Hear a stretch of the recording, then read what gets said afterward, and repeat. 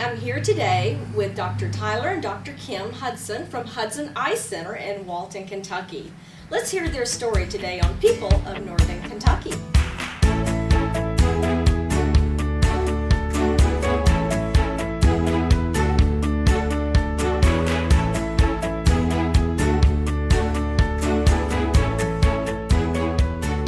Tyler and Kim, welcome to People of Northern Kentucky. And can you tell me just a bit about your history, like where you came from, and also how did you end up in Walton, Kentucky? Well, I am originally from Rising Sun, Indiana, so not very far away, like just across the river. And that's kind of what drew us back to the tri-state area anyway. I love being from a small town, and so we knew we liked this area. Kentucky has the best laws to practice optometry in, so we wanted to be in Kentucky. Kentucky allows us to practice more to our full scope of the things that we learned in school versus some of the other states.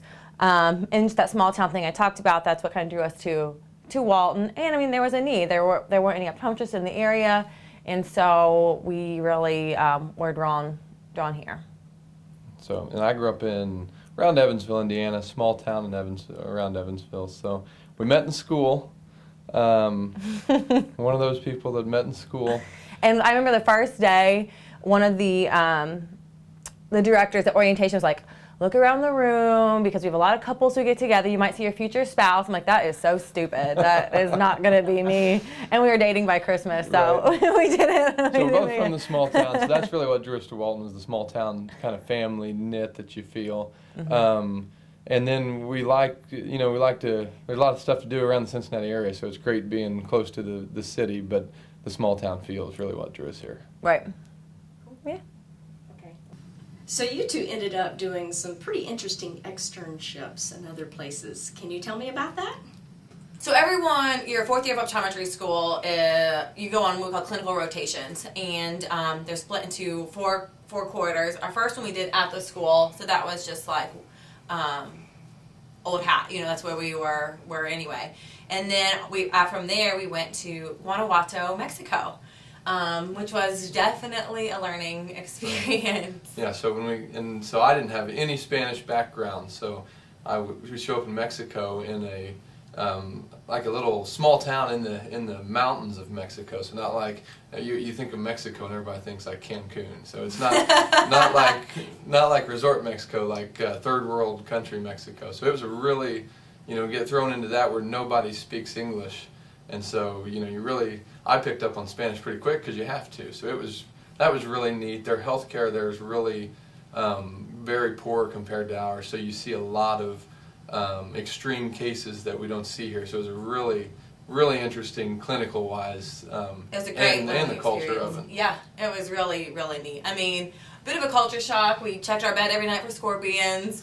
but I mean, I have no complaints. It was really cool. We ended up meeting people down there, and they actually took us to different cities in Mexico where we probably wouldn't have gone before, just out of fear of not knowing what was safe and what wasn't safe. But it was really neat. And yeah, the clinical experience was second to none. It was really neat. Really, really makes you appreciate what we have here. So in America.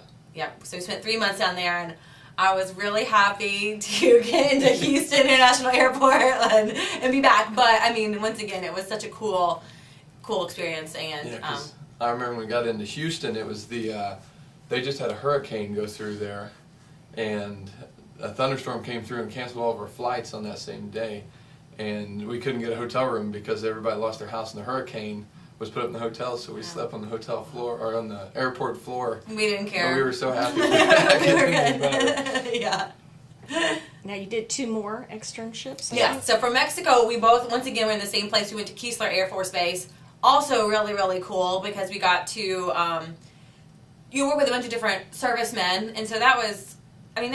It made you appreciate a lot. And Tyler's brother's in the Air Force, so we really, really liked that. And being down in Biloxi, also cool because we were in Biloxi in 2009, so 4 years after Katrina, and still you could see a lot of the devastation from that. So it was really cool. So it was nice being on the Gulf Coast too for for the winter months. It was nice and mild. I remember playing golf on New Year's Day. But this year with the weather, I played golf once in February, so that was Yeah. kind of flashback to then. So tell me a little bit about what you do here and some of the equipment that you use. Sure. We are primary care optometry. So we see folks for their comprehensive eye exam. That would be the eye exams that you're like thinking of normally. You come in, I'm having trouble seeing, and we check your vision. That's called the refraction. So every time you get a comprehensive exam, there's really kind of two components. There's a refraction part, which is better 1 or 2 part. And then the most important part is what comes after that, is where we're checking the general health of your eyes. So it's really kind of like just the checkup or a well check that your kids get at the doctor's office, where we dilate your pupils, look inside the eyes, and are looking for any diseases or anomalies or irregularities that we'd want to watch. But then also, we see folks who do have those eye diseases. So if we find anything, like say glaucoma, we'll bring you back and we treat glaucoma. We monitor macular degeneration and a slew of other eye diseases that.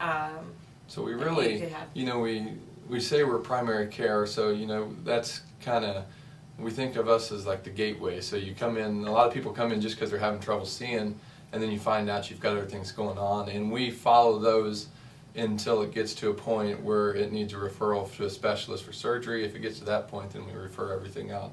And like we were saying earlier, with Kentucky having great laws for optometry, I mean, we can practice a really broad scope. We do minor surgeries, so no LASIK, no cataracts, none of the major surgeries, but we can do minor surgeries in Kentucky with the great laws we have here. So it really gives us a chance to use everything we learned in school, where a lot of the states around the country, you're very limited in what you can practice.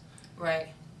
And, I mean, we also see emergent patients, too, which I think is an important message to get out to folks, because not everyone, when they wake up and their eyes red, thinks to come to the optometrist, which I think they should, but it's just not at the forefront of their mind. So some people might go to their primary care doctor, but anytime you wake up and you've got a red eye, or your eye hurts, or you get a foreign body in your eye, always call us. We are really good. Our staff is really good about making sure we get you in same day, because eye pain hurts. I think eye pain and dental pain are some of the top 2 issues, or the most uncomfortable things. So we always want to make sure we get you in quickly and get you taken care of quickly too. Well, I would agree.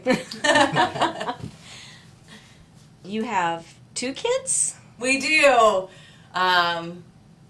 Lincoln is 5. He's going to start kindergarten this year, which is crazy. I know everyone does it, everyone goes through it, but I feel like it's such a milestone to be starting school, and he's going to be starting school here at Walton, Verona, which we're really happy about. We just we mentioned we're from small towns. I graduated with 72 people, and it was a public school, and the only school in the county. So when I say small, I mean small. Yeah. And then our daughter Bryn will be 3 in April.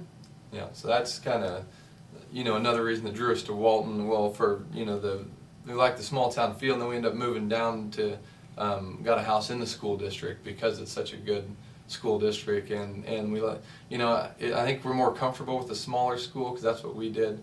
Mm-hmm.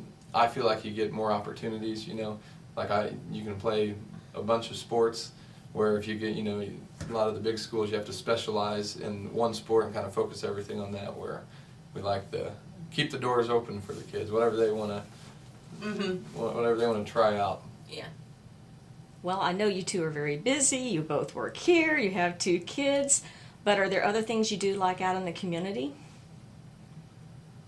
Yeah, we both like to run. Kim is more of an avid runner than I am. I feel, I enjoy. We ran a lot of races. I enjoy running the races. The training part of it's just not as enjoyable for me. So the races are neat because there's a lot of stuff going on. So it's it's entertaining. Running 5 miles, it takes... Which I did this morning. Yeah, so running for an hour with nothing going on, it gets old with me, but... Yeah, we did the Rock and Roll Half Marathon in Las Vegas last year together with his brother, who I mentioned is in the Air Force. He was stationed out in Las Vegas, so We went out there for Thanksgiving, did the race, and then for the first time in a while, we got to have Thanksgiving out there with him. But yeah, both runners. What else do we? We're in the Lions Club, and we both have been members of the Kentucky Optometric Association. Well, we're both members of the Kentucky Optometric Association. Right. Tyler's a current board member. I'm a former board member. We mentioned how Kentucky law is so good for optometry, and part of that is because the state has got really active members with its board, and so we want to just make sure that those things continue. Right. So I enjoy everything outdoors. So hunting, fishing, golfing, I guess running. Sometimes. Yeah. So anything outdoors. So almost all outdoor sports. So just like getting outside. Cool. What is your favorite thing to do in Northern Kentucky? Oh boy. It's bad if I say wineries. It's not bad. We are known for that. So. We do. I mean, yeah, there's a lot of great wineries, and like you said, being outdoors, we more like to go to a winery where we'll take our kids. They bring their dump trucks and their toys. They play in the gravel outside, and we just like to sit there and relax. And just relax, and we don't get a lot of downtime, really. Yeah. I mean, we'll go to the zoo. We're members of the zoo. I mean, that's in Cincinnati, but a lot of it, of course, having young kids revolves around the young kids. So we try to incorporate things we like to do, and can still do them with the kids. Right. Yep. Right. So, do you ever go to other people, bring your eye care to other people? We do in different ways. I do some nursing home care where I'll travel to nursing homes to do eye exams on the residents that can't get out of the nursing home. So I do that all around the tri-state area. So Northern Kentucky, Cincinnati, down to Louisville and Lexington, and a little bit over in Indiana too. So a little bit all over the place. I like that. Well, is there just anything else you would like to say, anything else you would like people to know about you that maybe we didn't cover already? What else should we cover? I feel like I only talked about one. That was only one short little thing. We were joking earlier, and I was going to say this jokingly, and then I just realized it comes back to wine about the Stein tossing. Yeah. So we go to the Swiss Wine Festival, which is in Vevey, Indiana, just down the road, like 30, 40 minutes. And that's where Kim's family's from around there. So we go down there every August and go to this wine festival. And they've got these. Whenever we first got out of school, I was working at a practice down there, so I was trying to get out in the community and get my name out there. And so I did a lot of the activities there. And one of them is called the Stein Toss, where you take this 80-pound boulder and see who can throw it the farthest. And somehow I won that. And he walks into the bathroom this morning while I'm getting ready, and he's wearing his medal. It's like, what do you think? I'm like, no. So jokingly, I was going to say I'd like to let everybody know I'm the Stein Toss champion of 2009. Yeah, he can throw it. But then she said, I feel like all I talked about was wine, and that takes us back to the wine festival. So. That is funny. Anything else you would like to say to Northern Kentucky?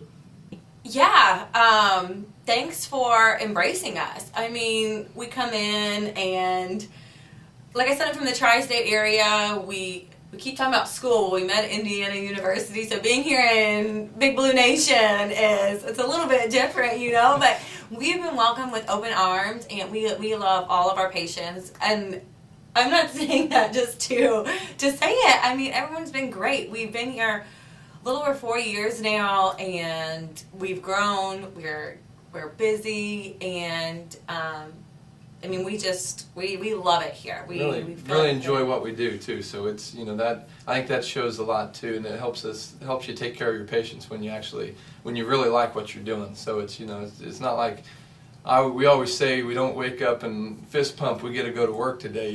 So it's not like we're excited to. We wake up and yes, I get to go to work, but it's never dread a day at work. So it's always. Yeah, I love it every day. I love it every day. I love what I do. Thank you for joining us today. Every Thursday at 10 a.m., get to know your neighbor by catching a new edition of People of Northern Kentucky.